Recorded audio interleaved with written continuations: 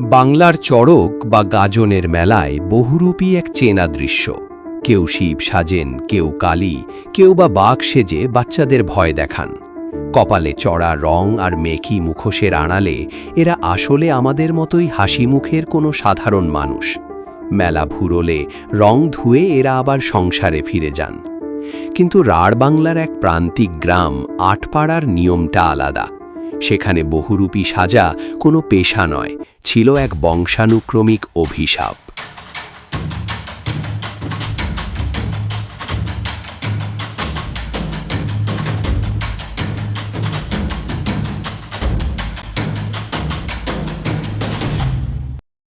শহরের ছেলে অনিমেষ এসেছিল এই মেলায় লোকশিল্পের ছবি তুলতে।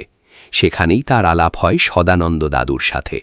বয়স ৭০-এর কোঠায়, চামড়া কুঁচকে গেছে, কিন্তু চোখের দৃষ্টিটা তরবারির ফলার মতো ধারালো।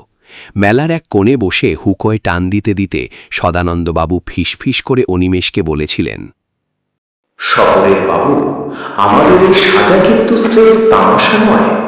যখন আমরা কোনো দেব দেবী বা অসুরের রূপ ধরি, তখন নিজের নাম পরিচয় ভুলে যেতে হয়। মেলা শেষের আগে যে নিজের আসল নামটা ৩ বার মনে করতে পারে, সেই শুধু ফিরে আসে। আর যে নিজের নাম ভুলে যায়, সে আর ফিরে আসে না।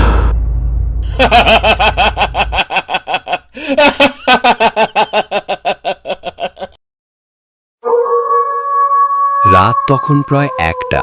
মেলা ভেঙে গেছে। মেলার মাঠের এক কোণে একটা পুরনো ভাঙা জমিদার বাড়ির একতলার ঘরে ছিল সদানন্দবাবুর সাজঘর। অনিমেষ তার ক্যামেরার লেন্সটা পরিষ্কার করতে করতে সেই ঘরের পাশ দিয়ে যাচ্ছিল। হঠাৎ দেখল দরজার ফাঁক দিয়ে ভেতরে একটা মোমবাতি জ্বলছে। কৌতূহলবশত অনিমেষ ভেতরে তাকালো, আর যা দেখল তাতে তার গায়ের রক্ত জল হয়ে গেল। ভাঙা আয়নার সামনে সদানন্দবাবু বসে আছেন, কিন্তু তিনি মুখ থেকে কালভৈরবের নীল রং ধুয়ে ফেলছেন না, উল্টে একটা ধারালো ছুরি দিয়ে নিজের কপালে আর গালে গভীর আঁচড় কাটছেন।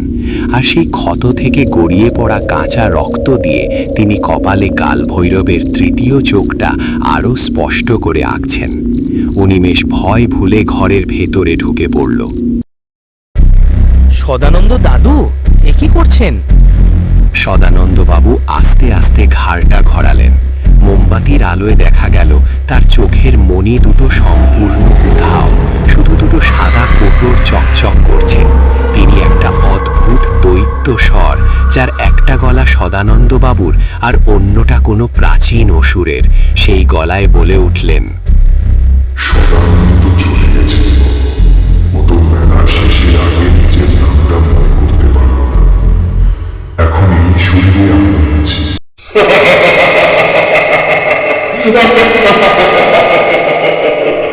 ভয়ে অনিমেষ ছিটকে ঘর থেকে বেরিয়ে মেলার মাঠের দিকে দৌড় দিল, কিন্তু বাইরে আসতেই তার পা দুটো মাটিতে জমে গেল।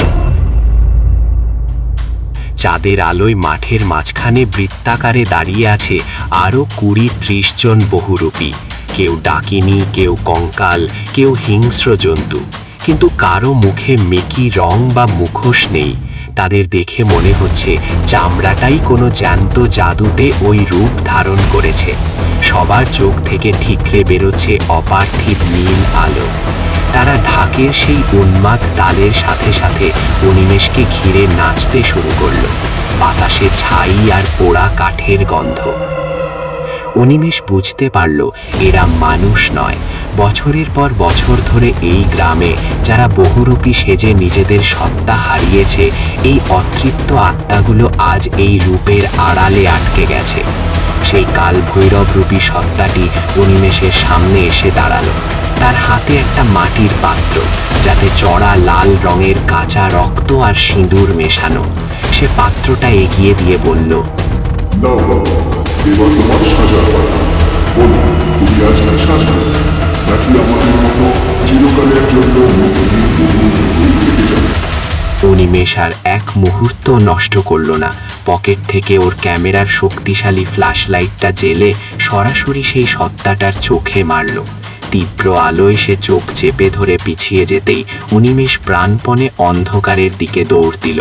আর ঢাকের আওয়াজ ক্রমশ মিলিয়ে যেতে লাগলো। কিভাবে যে ও রাতটা পার করেছে অনিমেষ জানে না। সকালে যখন ওর জ্ঞান ফিরল, ও দেখল আটপাড়া স্টেশনের বেঞ্চে শুয়ে আছে। সকালের রোদে চারপাশটা একদম স্বাভাবিক, মেলা শেষ, চারদিকে চায়ের দোকানের ব্যস্ততা। ও কোনো মতে কলকাতা ট্রেনে উঠে পড়ল। কলকাতায় নিজের ফ্ল্যাটে ফিরে অনিমেষ একটা দীর্ঘ স্বস্তির নিঃশ্বাস ফেলল। ভাবল ওটা হয়তো মেলার কোনো ক্ষতিকর গ্যাসের প্রভাব বা হ্যালোসিনেশন ছিল। দিন চারেক পর ও ল্যাপটপে আটপাড়া মেলায় তোলা ছবিগুলো এডিট করতে বসল।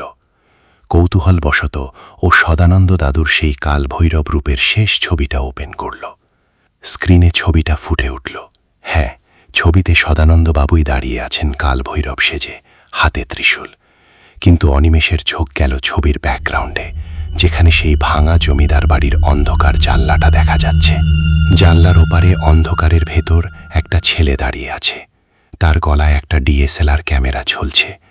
তার মুখটা হুবহু অনিমেষের মতো, কিন্তু তার চোখ দুটো সম্পূর্ণ সাদা, আর কপালে কাঁচা রক্ত দিয়ে একটা তৃতীয় চোখ আঁকা রয়েছে। সবচেয়ে বড় ধাক্কাটাও খেল যখন ও ল্যাপটপের স্ক্রিনের দিকে তাকালো। ক্যামেরার লাইভ সিঙ্ক অপশন অন ছিল, অর্থাৎ ওই গ্রামের জানলায় দাঁড়িয়ে থাকা অবয়বটি কোনো পুরনো ছবি নয়, ওটা এই মুহূর্তের লাইভ ফুটেজ। ওটা ঠিক এই সময়েই জানলার ওপার থেকে ক্যামেরার দিকে তাকিয়ে হাসছে। অনিমেষের সারা শরীর হিম হয়ে গেল। ও কাঁপতে কাঁপতে নিজের মুখটা হাত দিয়ে দেখার চেষ্টা করল, কিন্তু ও অনুভব করল ওর গালে কোনো চামড়া নেই, সেখানে শুধুই চড়া শুকিয়ে যাওয়া রঙের আস্তরণ। বিস্ময় আর আতঙ্কে ও নিজের নামটা জোরে চিৎকার করে বলতে চাইল, কিন্তু ওর গলা দিয়ে কোনো আওয়াজ বেরোলো না। ও নিজের নামটাই আর মনে করতে পারছে না।